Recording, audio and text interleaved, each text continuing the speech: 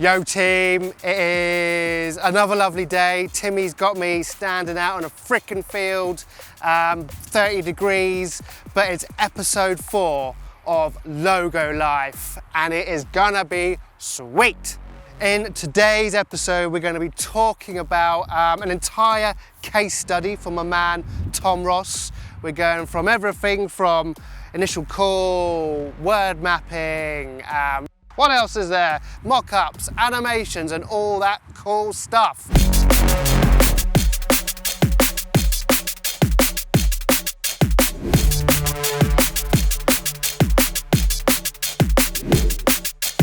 Timmy, come on, too hot, way too hot, let's go.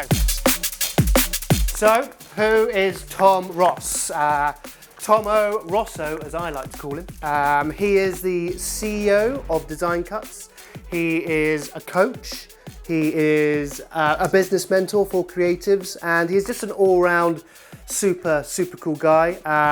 You can feel free to follow him here. Just Timmy, something here, you know. But yeah, let's get on with it. It was a really fun process, so excited to share.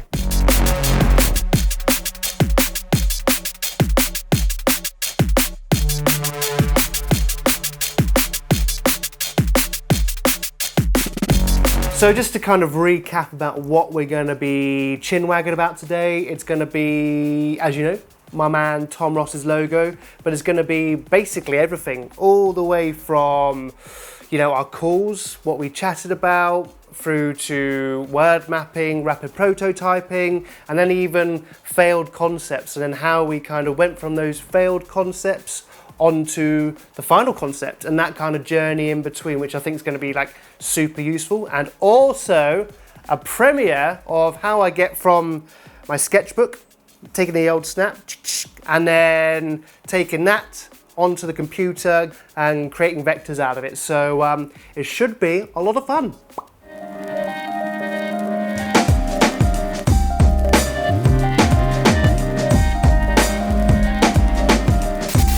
So, as you know, like with any particular logo process, somebody has to reach out to somebody. So me and Tom do a lot of chin wagging on the gram anyway, and which is nice. But he reached out to me, explained to me that he was kind of really starting to push his personal brand, and the first thing he needed to kind of set that journey rolling was his logo. So yeah, what we did is we jumped on a call, started talking. Yeah,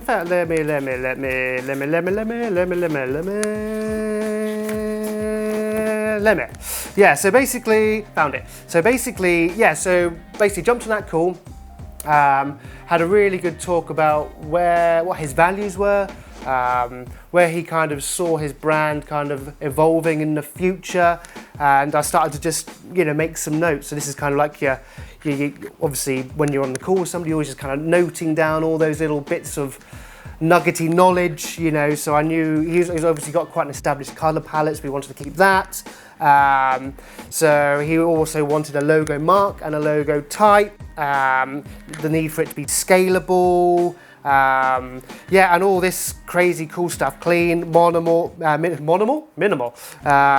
the fact that he's, you know, a mentor, so there's all that community, guidance, support, helping others, transparency, and all these crazy words. And this is great information for the word map stage.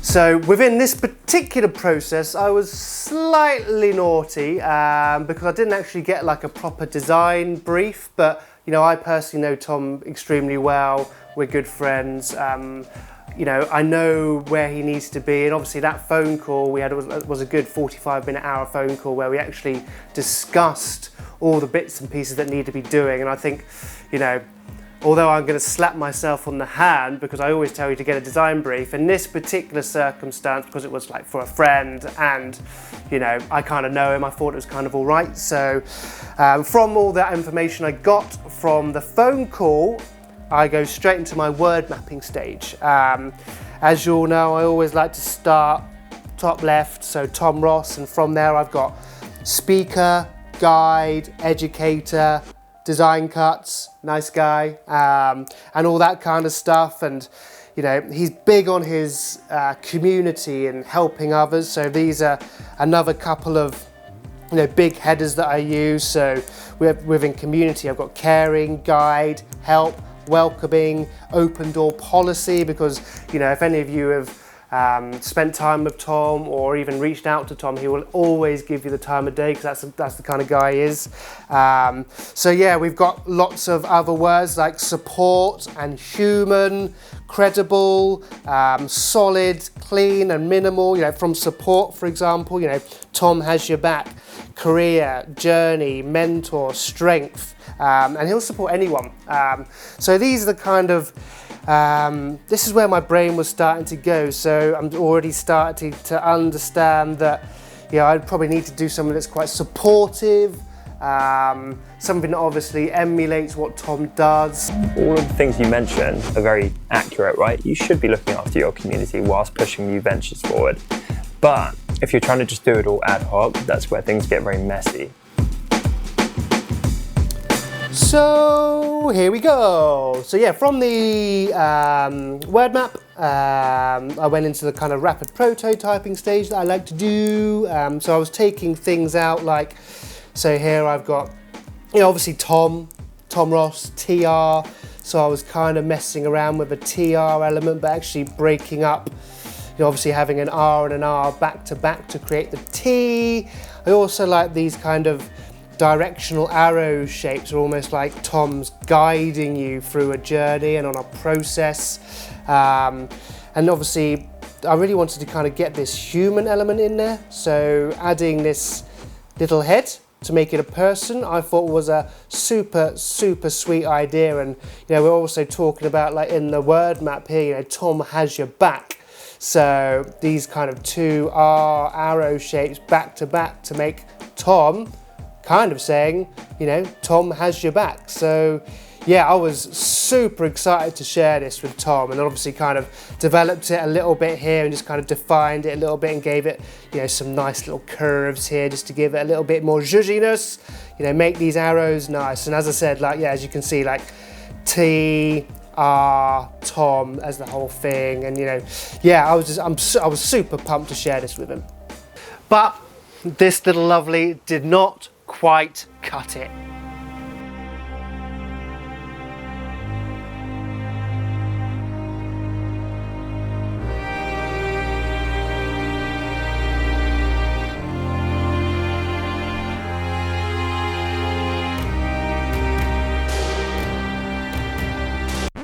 That is not the way to react when a client does not like your concept. And you know that's not the way I like to roll either. I always like to think and see it as like an opportunity to create something better for them. And you know, sometimes the stuff that you do isn't always going to be right, and it's how you react to that particular situation to make it better. So what I ended up doing was jumping on another call with Tom. We really started to break down the details of what it was, and also what was it that I missed? What did I miss from this early interaction, early call that would have taken it to the next level? So we kind of broke it down. This one was a little bit too simple. What didn't quite have that unique vibe that he was looking for, which I totally understand. You know, I just slightly missed the mark on this one, and it's absolutely fine to do that sometimes. You know, and this is another thing that I always like to say is, like, you know, if you ask the right questions, you'll get the right answers. So that's a really important thing to do. Always be asking, always be listening. And so we basically kind of broke it down as that we kind of missed the mark a little bit on the educational side, on the caring side. It was a bit too look at me, Tom, I'm Tom, rather than look at me and what I do as Tom. So I'll take you back into the office now and walk you through my next phases of rapid prototyping and the direction that nailed it.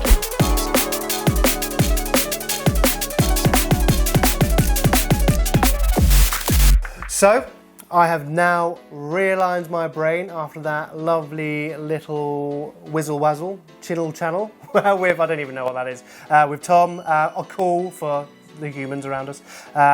So I now know how I need to kind of progress the idea. So it was kind of lacking in that nurturing, supportive element, and they kind of, I think it needed us to be slightly more human. Although there was a human element in the other one, I think it needed to be, well, very much so more unique, but also just play on that somebody looking after somebody kind of vibe. Sorry,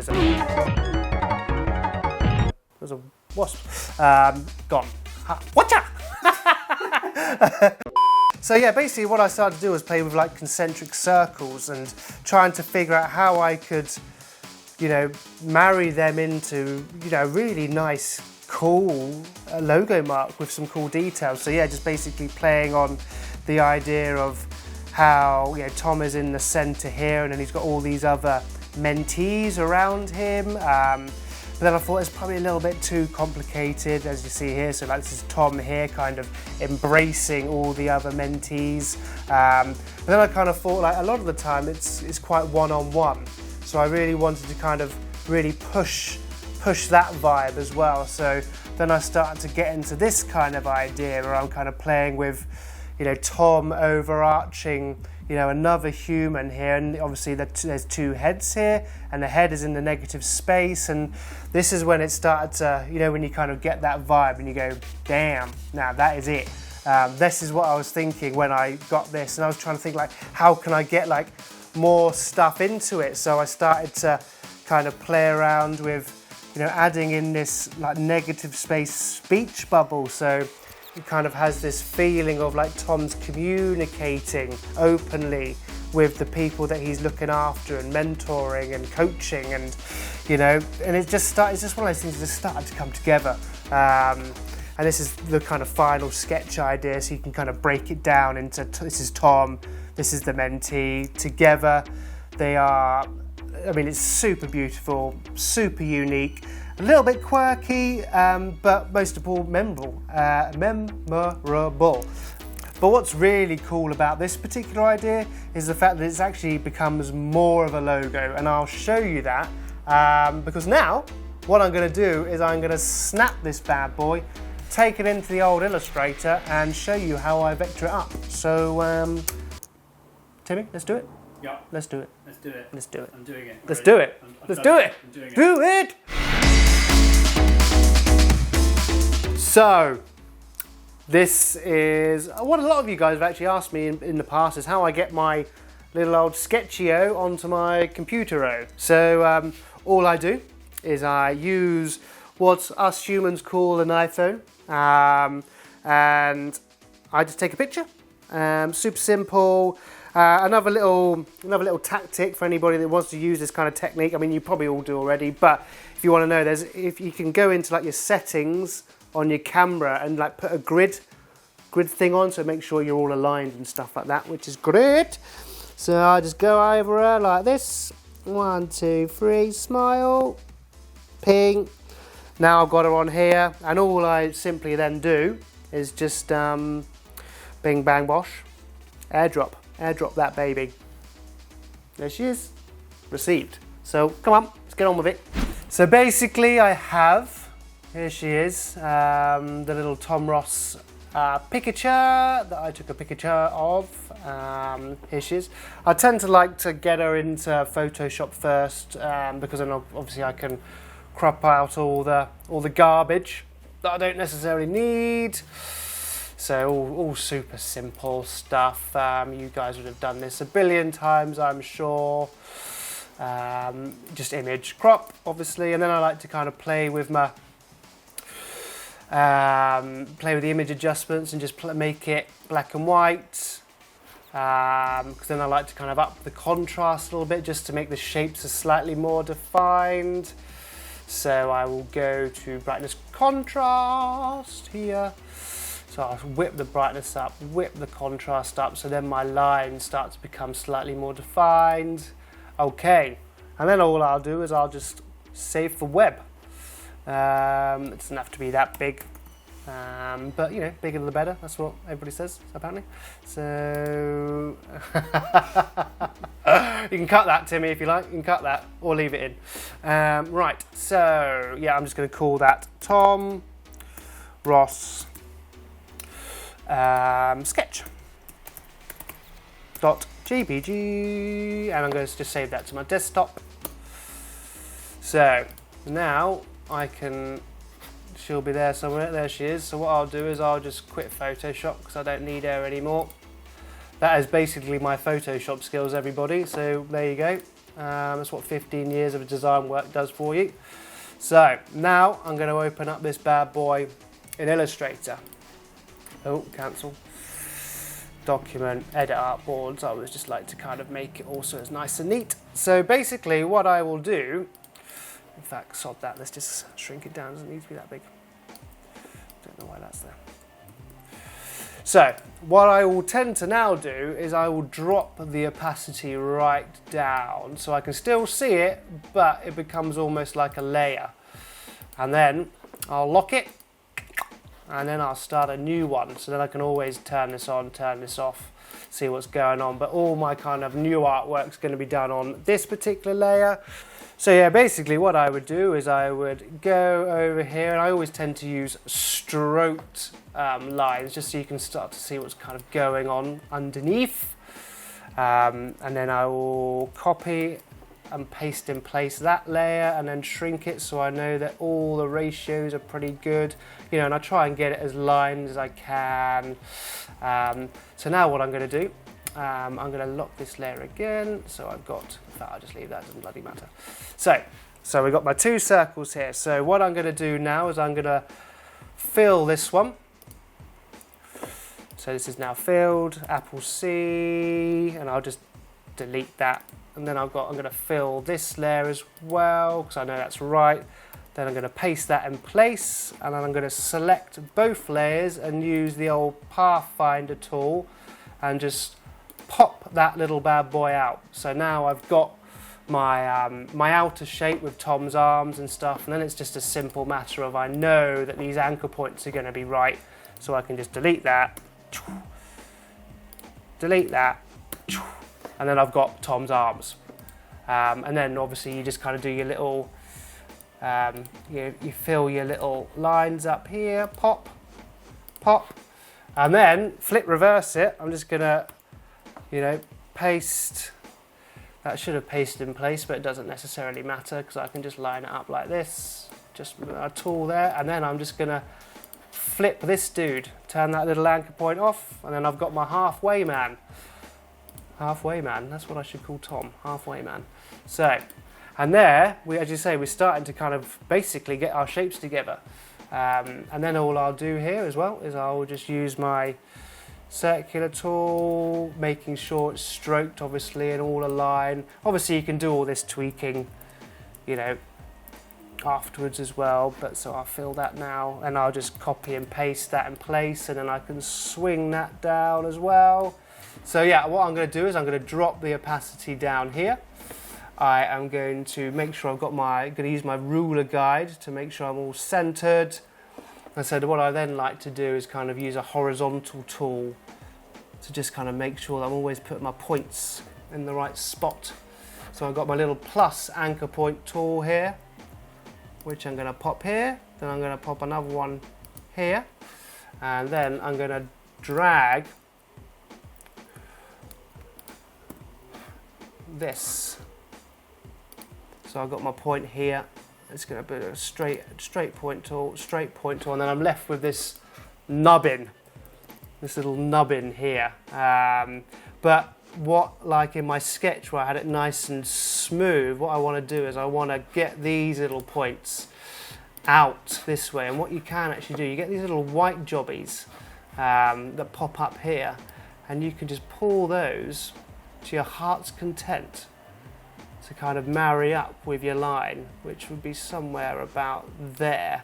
And what you can also do is you can double click this. You've got your little number here, copy, and then click on the other side, double click, paste, and then you know you've got to equal both sides. So now we're good to rock and bloody roll. Now she is finished.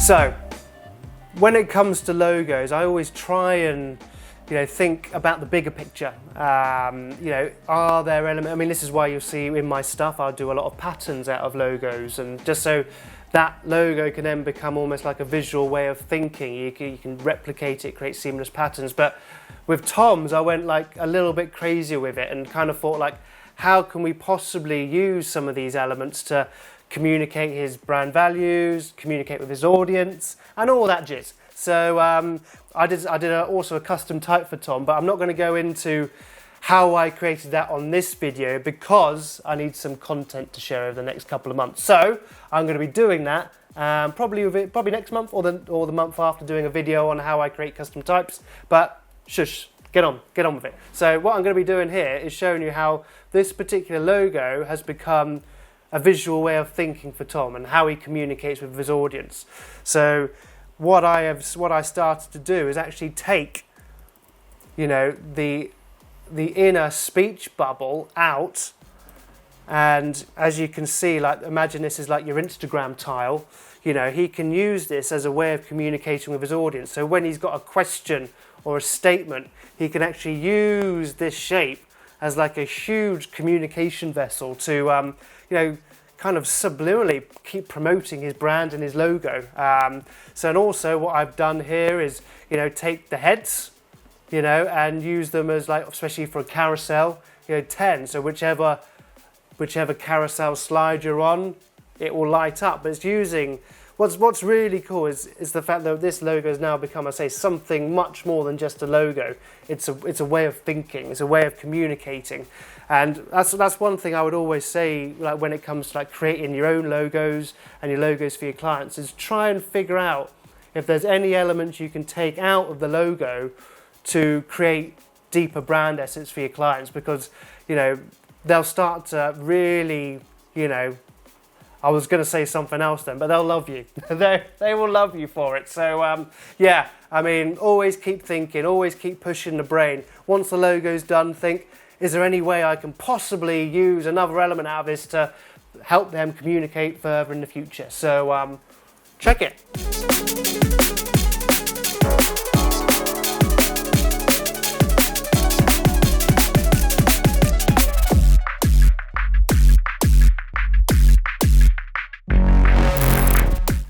So as a little final point, what I always like to do once I've got the logo all vectored up and ready to go, I like to present it to my clients in some certain mock-ups, because what I find actually presenting like almost like a finished article to them is it stops them from having to imagine what it's going to look like.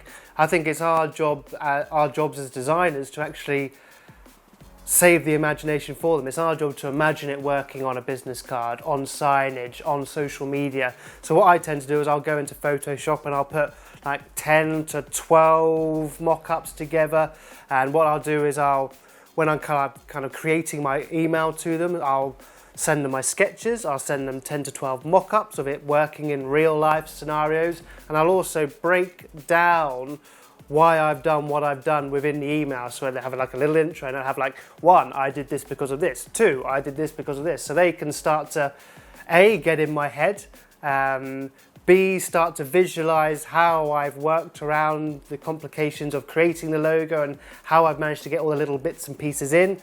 And also when they start to see it working in the real life visuals, they're like, wow, it actually does work the way he says it's going to work. And I think us painting the picture for our clients will cut out a lot of those, I'm not too sure about it. If we can show them it working and working brilliantly across social media, websites, signage, print, and all that crazy cool stuff, I mean, they're going to love it.